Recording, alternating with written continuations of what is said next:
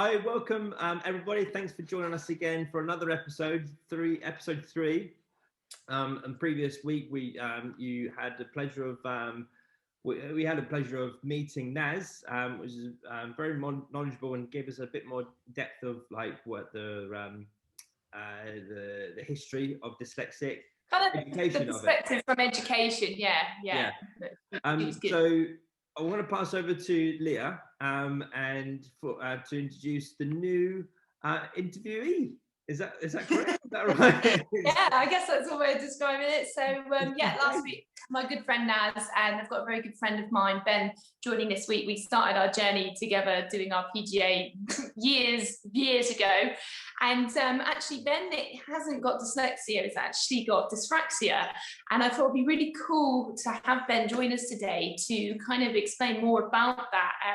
Because sometimes dyslexia and dyspraxia kind of get put in the same box, and actually they've got a lot of differences. So I thought it'd be cool to bring you on and just bring a whole new dynamic. So Ben, just love to hear about your story, more about dyspraxia, and then how it's kind of helped you in your life. There is always some form of superpower in there with these learning difficulties, and we just really want you to share it with us. So over to you, Ben.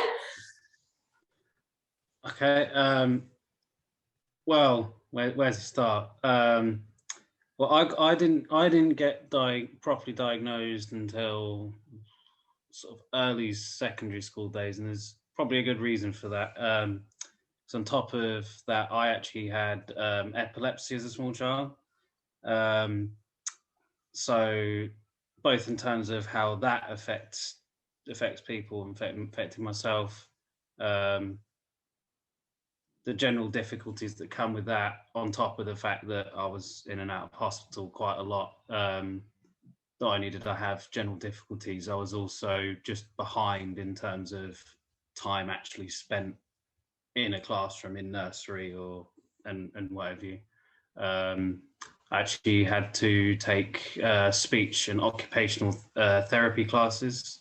For those who don't know what occupational therapy is, that's kind of, it's a lot of the same stuff that you would go through in kind of nursery and primary school. It's not really educational in the sense that it's reading or writing and everything. It's more about sort of coordination, motor skills, that kind of thing. It's just going over them in an environment where the educators are very aware of what they're dealing with, and they're not expecting anything from you. They're there to help you. Whereas in primary school, nursery, they just sort of, this isn't a criticism as such, it's just how it is. They just throw you in the deep end, this is how you play football, this is how you play this, give it a go, sort of thing. But when you've got difficulties in movement and motor skills, that's,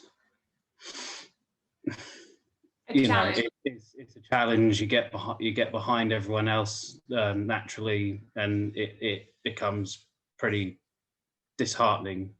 So that's why I had things like occupational therapy. So you would say your dyslexia is more to do with like motor skills and that coordination? Well, I think I didn't get diagnosed straight away because it was the dyspraxia was there sort of as a result of it, and I don't think there was an obvious distinction between the two at the time. Right. My dad always likes to remind me about this story anytime I've sort of had any sort of achievements in golf. Is I don't remember a whole lot of my primary school days because the medication affected memory amongst other things, but I do vaguely remember this. There was a PE lesson where we were playing basketball, and to give you an idea of how off my coordination was at the time, I literally couldn't bounce a ball. Like I would let go of the there go the ball, get it onto the ground, and I would fully miss the ball with my hand. Oh. That's it said that I just while they were all playing their game, doing their thing, I was just in the corner with the ball on my own, just trying to bounce this ball, and apparently the teacher wanted to get me involved, but realised what I was doing, and just let me to it. And apparently by the end, I finally got the hang of it and got like a few bounces in a row. And But that's really cool. So would you say, Ben, because of those sort of experiences, you started learning very early on about determination and Absolutely. sort of started to build it into your system, which obviously as a professional golfer, you need to have lots of that because you're going to get knocked down quite a few times. I think in a lot of different ways, not just in a sporting background, I got to where I am in life through stubbornness, pretty much stubborn perseverance. Because after that, once I'd kind of recovered from, because the medication I was on itself caused its own difficulties, but once I came off that, the kind of recommendation was do anything and everything that promotes sort of coordination kind of things. So dancing, sport, all that kind of stuff. So I'll get on to the dyspraxic side of things in a minute, but just painting an overall picture. What did you play off before you turned professional, haven't you? You've done your PGA. I turned pro in 2012 off 2. Brilliant. And I mean, for me, what happened with me is that my dad passed away, really, and my handicap went from 12 down to 2 space in a year, and it felt like my handicap went down because of that reason. I had that sort of drive, and it felt that I could achieve something, and I must have felt fantastic the way you driven yourself to get your handicap down as low as that is, considering what you where you were. And did with the teachers, when they recognised that you were, when you were doing the basketball, I mean, obviously you might not remember, but I mean, how did they sort of recognized it? Do you go through any experience where they're sort of like, well, why are you playing around? What, stop doing that? Or I mean, was it tough at school? Was it, or? It was pretty tough. They were aware that I had epilepsy. I think dyspraxia was far from the conversation, because epilepsy would, whether it was obvious that I had dyspraxia or not at the time, it was definitely overruled by the epilepsy, the medication I was on, all that kind of stuff. So, what do you think your strengths are then? Sorry, what do you think your strengths are to get from where you were when you're talking about that basketball to getting a handicap of a 2? What well, the time I'm talking about with the basketball, this would have been when I was about 6 or 7. Yeah. I came off medication when I was about 8 or 9, and from there it was kind of throw yourself in, just play as many sports as possible, that kind of thing. So before that, anything that I did, even walking, was kind of clumsy. I'd fall over all the time. When I was very young, I had to go around wearing a crash helmet all the time, because I was not just general clumsiness in case I had a fit. Safeguarding, that kind of thing. But once I came off the meds and all of that, I'd had my therapy. It was just all about just trying to do anything I can to play catch up. We're not talking about elite sport at this point. We're just catching up to where you really should be. So I joined like the football club, basketball club, all of that kind of stuff, and something just sort of clicked. I didn't get into golf until a little bit after this, but I was at one point I was in the football, hockey, and basketball team for schools. Wow, that's incredible. And golf, golf was a funny one. I only started. There was this cafe near where on the coast, down in Portsmouth, that had like a horrible little pitch and putt golf course. Yeah, I know it. And it had a rule on it had a big board of like the rules of the course, and one of the very first rules was must be 10 years or above to play. I just went to my dad one time, you know, can I play when I'm 10? So he got me a 7-iron a little while before my 10th birthday, and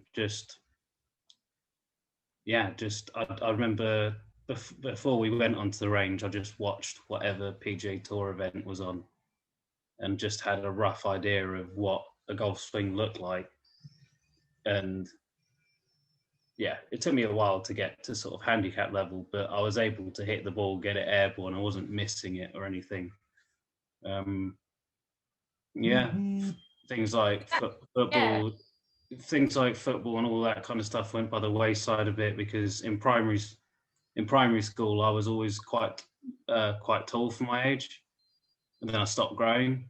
So being a goalkeeper or playing basketball kind of went by the wayside. So that's awesome. I think you've kind of hit on something really important there about how actually golf, and this applies to any parent junior here, you have to play a multitude of sports to then be good at golf. They have found that correlation. Those who are good at golf, they've done a lot of things as a child. So although for you, Ben, it was perhaps a bit delayed because you've had all those other things you've had to contend with, but by just throwing yourself in there and doing these multitude of sports when you came off the meds and kind of had your epilepsy under control, it didn't matter, because you've managed to raise your game, and as a result has come into golf and playing to a good standard, and now obviously a professional, still playing when we're allowed to outside of COVID, and able to teach people. I think that's just a wonderful accolade, if you like, to yourself, that you've gone from obviously being very small, 6-7 years old, can't really bounce the hand to the ball, to now playing different sports at a good level at school and a professional level in golf. I think that's absolutely incredible. I think you should be really proud of yourself. Yeah. I think that's a big, positivity to anyone out there who had similar issues that they've had to contend with yourself, that you can do it. And it sounds like, talking to you, because you had these frustrations, it's that built in that determination and that resilience, okay, that perseverance that you have to have for golf and just in life in general. I think that's really cool. Really, really cool. Very, very cool. There's no way to describe that. I think that's amazing what you've managed to achieve. I think that's absolutely great, and I think that's what's got to happen a bit more with sport in general. I think being part of this Ledbetter group, one thing stat that we learned is a lot of kids drop out of sport at about the age of 12. I think it's about 70% of kids drop out of sport in general. Just that's it, done. And I think, certainly talk to you, Ben, and myself. I didn't start golf until I was 13 years old, but then I came from a sporting background. So I think what I'm trying to get at here is just getting the kids into as many sports as possible and making it fun, and not about making it elite. I love what you just said earlier about, wasn't at any elite level, it's just, giving it a go. And I think that's what I want to see more with kids in sport, is them just having fun with it. And it doesn't matter whether you're the best or rubbish at it. It doesn't really matter. And I know golf, it can be a bit of a stigma when kids start playing, is they've suddenly got to be the next Rory McIlroy. And it's sort of a bit that's it. I think that's what separates golf from a lot of other sports, is that it's a level playing field. I mean, if I guess, trying to think of other sports like cricket, for example, I guess you could just have, if you've got a bat and a reasonable enough field, you can have a bit of a go at it, but you can't really play it properly if you're not good at it. To play it properly, you have to be at you have to be some sort of level playing at a club or something like that. It's not something you can just have a play around with, whatever your standard. Golf, you can be horrendous at it, but as long as you've got a handicap, you can compete, and you have the platform at the very least to improve. Whereas other sports, it's kind of, if you're not good enough, you don't get in the teams. Frankly, why would you carry on? Yeah. So that's great. Yeah, it highlights how inclusive golf actually is as a sport. I think sometimes it's got the reputation that it's not, just because of the stigma of elitism. But if you ignore the traditional stuff and just look at the sport itself, you're dead right. Anybody can play. It doesn't matter what ability. 9 or 90. Exactly. There's no ageism, and as long as you've got a reasonable fitness level, as in you can walk a certain amount of miles, okay. You've got smaller golf courses, you've got just par threes really, if you aren't able to do a full 18.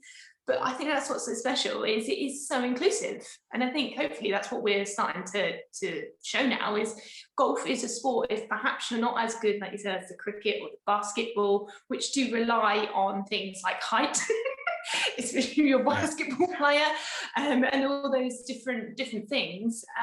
You can do golf. It's a great alternative, isn't it? Yeah. I think that's awesome.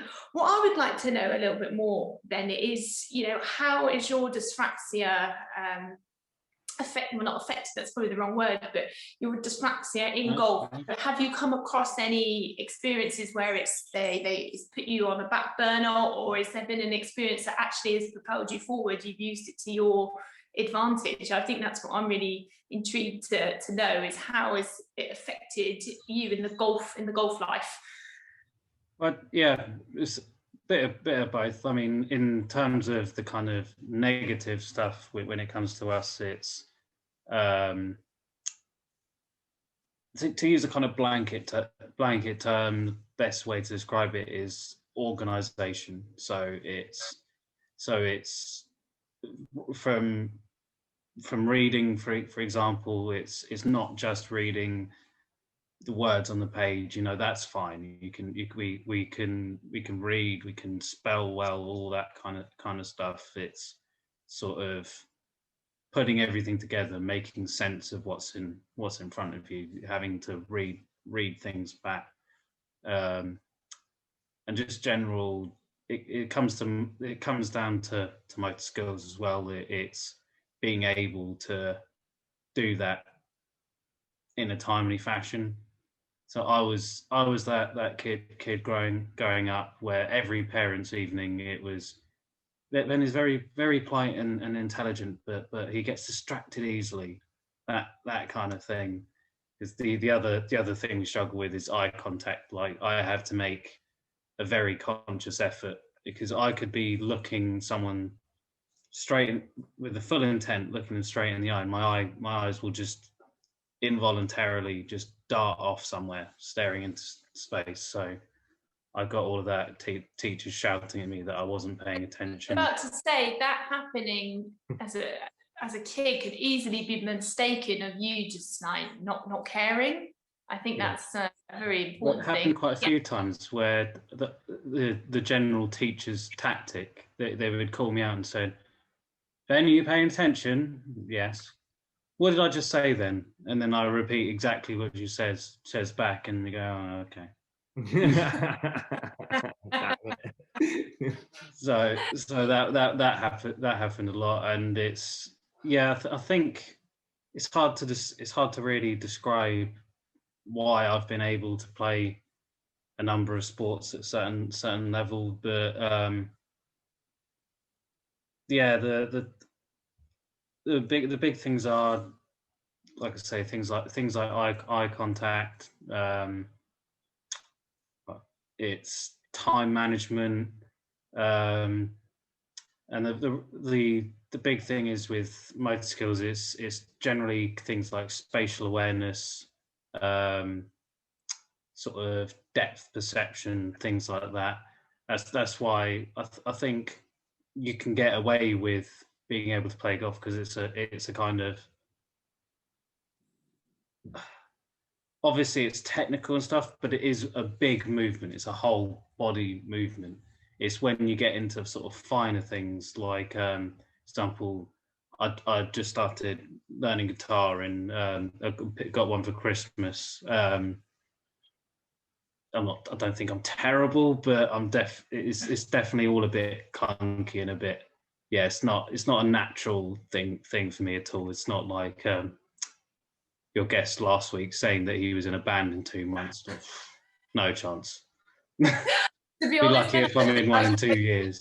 Well, No, give yourself a chance. You've only done it for what, 1 month? but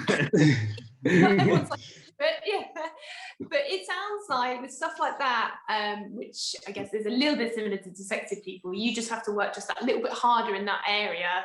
Doesn't mean you can't do it. You're just gonna have to work a little bit harder, just like me and Neil have to work a little bit harder. That's it.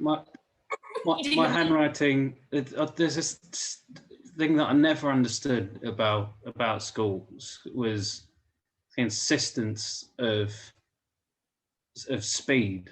Like it was, you've got to do this. And I'm not talking about things like homework. I'm talking about like in an individual lesson. It'd be like, I want you to do this and do this in this time. I mean, there's the whole cliche of, quality over quantity. It'd be like, I'm trying to do my best work. My handwriting is rubbish as it is.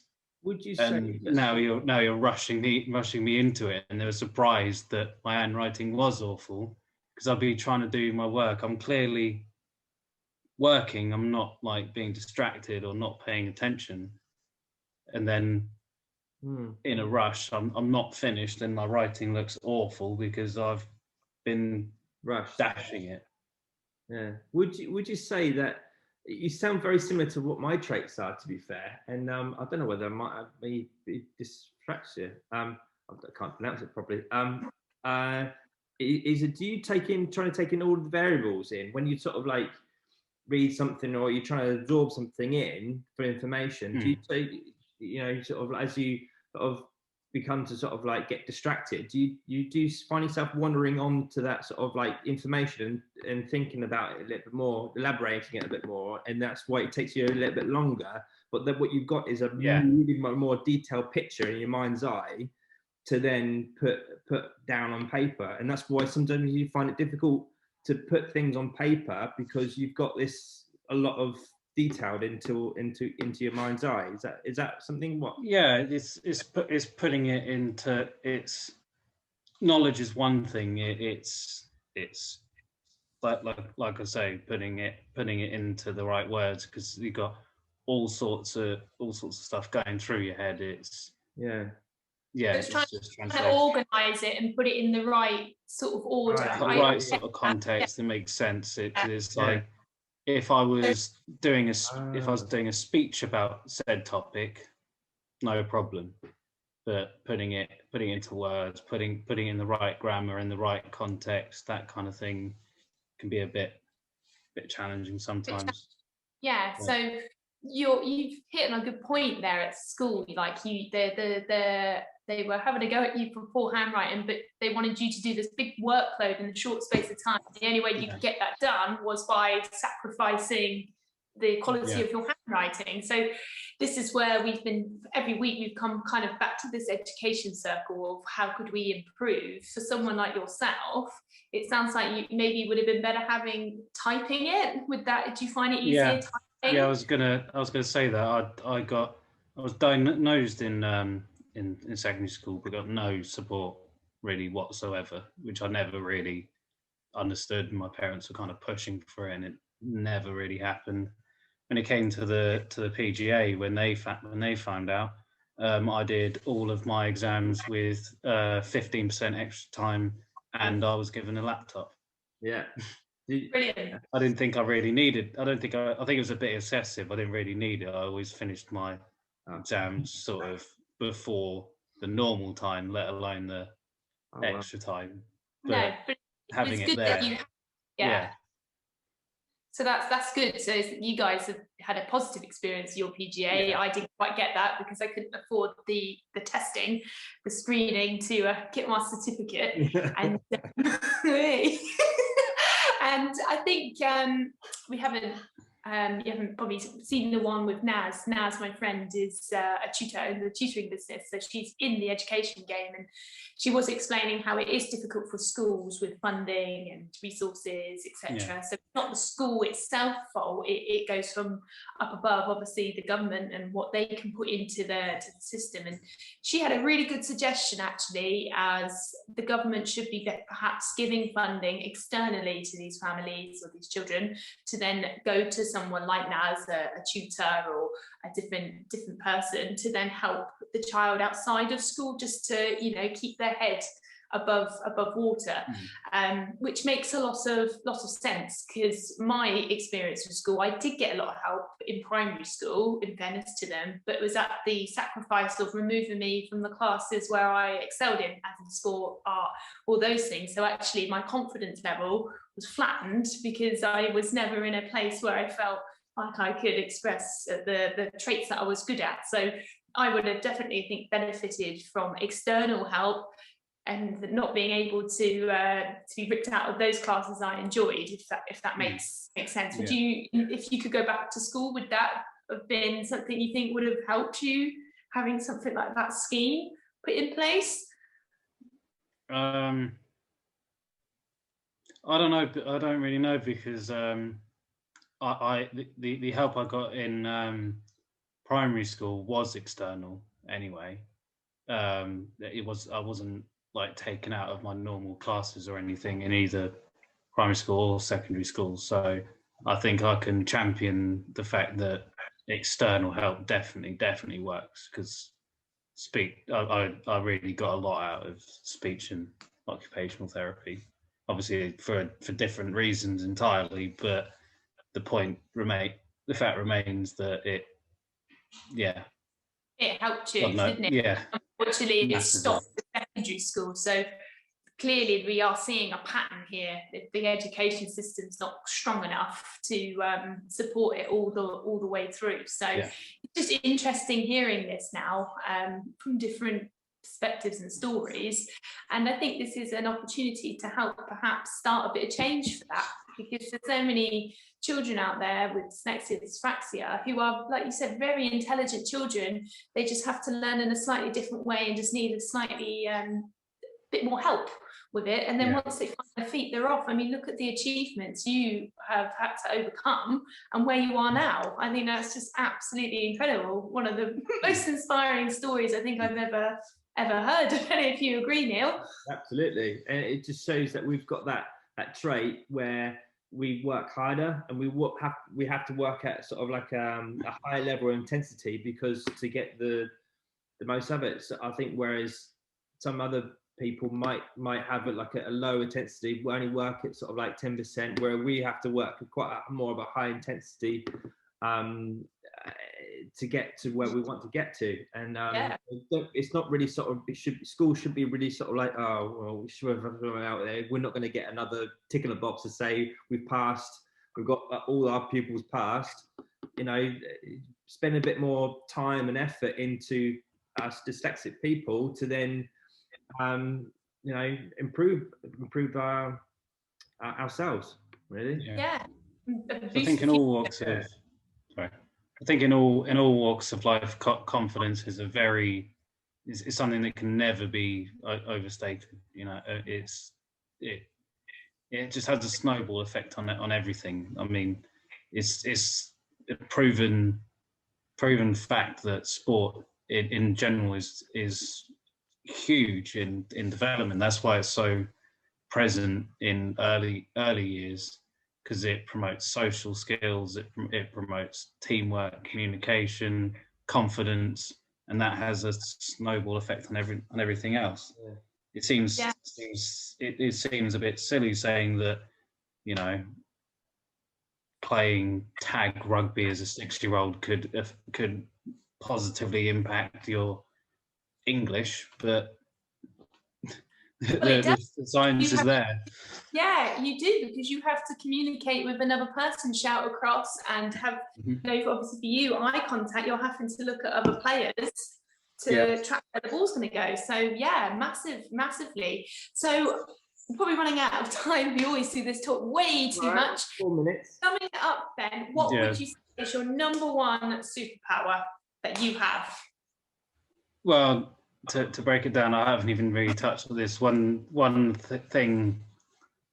There's a few things with this, because dyspraxia, like a lot of things, isn't just something that afflicts us. It's something that we have. It's not something we suffer with. I think that's something we want. Another thing you got to get away with, the stigma that we suffer from something. It goes beyond that.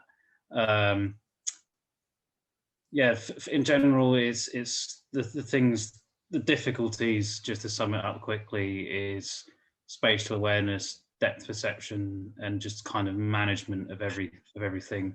So what Neil was saying about intensity is that with us it's kind of all or nothing. Like to break it down into sort of golfing terms, so I don't end up talking for hours. It's like we could hit balls or be on the short game area, whatever it may be, for like hours on end, and then there's no way of describing it, in a way that it really makes sense. It's either 100% or your attention, you're just not there. Yeah. Like there's been times where I would be at a golf club all day, and I think I've got better as a professional because I'm not practicing as much, just because I have other things to do with my time, but my practice is much more focused and aimed. There's more purpose to it. Whereas when I was younger, I put in some serious hours, but there were times where it just wasn't productive because I was there, but my head just wasn't in it. Like, so you should have seen some of the shots I was hitting in practice. They were horrendous. Like, you wouldn't think at times that I was able to kind of dial it in when it mattered, but do you think times in practice where you just kind of on another planet sometimes, and from an educational point of view, that's where you get people accusing you of not paying attention, because sometimes it just is like that. You might be taking things in, but for some reason just something doesn't quite switch on. For a positive and a negative, it affects memory quite a lot.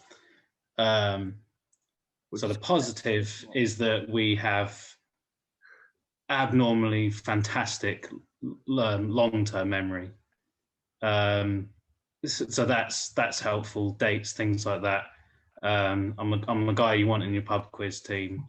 You could, for example, you could ask me anyone who's won the Open or the Masters since about 1970, and I could tell you when and where. Wow. I will bear that in mind, Ben. When we have a pub quiz, I'll be bringing you up.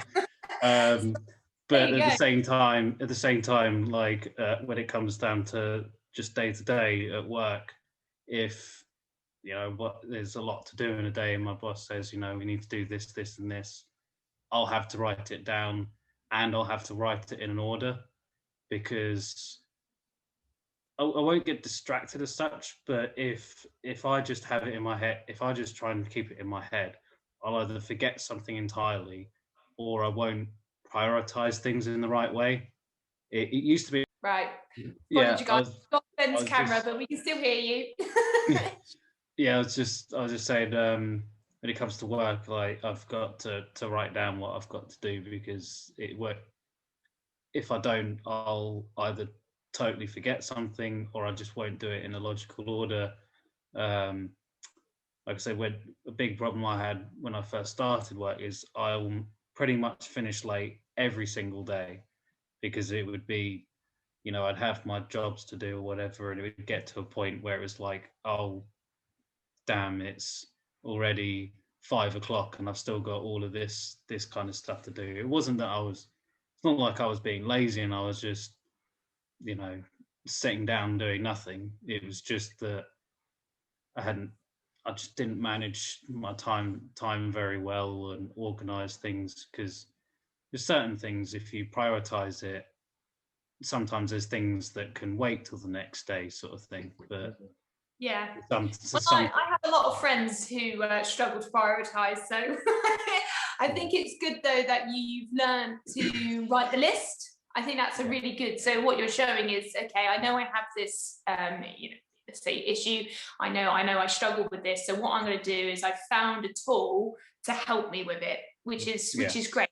That's like you said, you know, we have dyslexia, you've got dyspraxia, it's not going away, it's part of us, it's not a thing that, you know, it's not, we're not suffering with it, but what we've done is learn how to use it and ways to solve problems. So it sounds like how you get around this problem is to write down the list, start prioritizing, and then it keeps you on track for the day, which is great. So I think it sounds like your big strength, you know, determination, there's heaps of it. That's definitely what I'm getting from you, is how determined you are, and you know, your long-term memory. I would like to trust a pro that does remember, you know, technical things and how to help me in my golf game. You got to remember 150 swings, 200 swings. You got to remember some of the which they don't even remember their own swings. You see in one week, you're like, what did I walk up? Wow, funny you should say that. I know exactly what you want the last week. My dad was like that. We were watching the Pebble Beach thing that was on this week, and I said, and Ryan Moore was in like the featured groups. He hasn't done anything really of merit for a few years now. I said to my dad, just off memory alone, I was like, oh, he's done this and this and this thing. He was like, how do you remember that? He had like one good season. How do you remember what his swing was like 5 years ago? No, I think it's great. So thank you, Ben, so much for taking the time to do with this. I could talk to you for hours because you have had such a journey, and there's so much more I would like to know. So maybe come back another week and keep adding to that. But hopefully this will just bring a new dynamic, show people a bit more about dyspraxia and, you know, the differences between that. So if, you know, maybe a teacher's watching this, they can look out for it and then start to help, you know, take steps to help that child and how we can boost their confidence. Obviously, Neil, thanks for, you know, being here again and do all the editing. Obviously, technical difficulty with your camera there. So, but hopefully you'll tune in for our next one, and we hope to see you all very soon. Look forward to it. All right.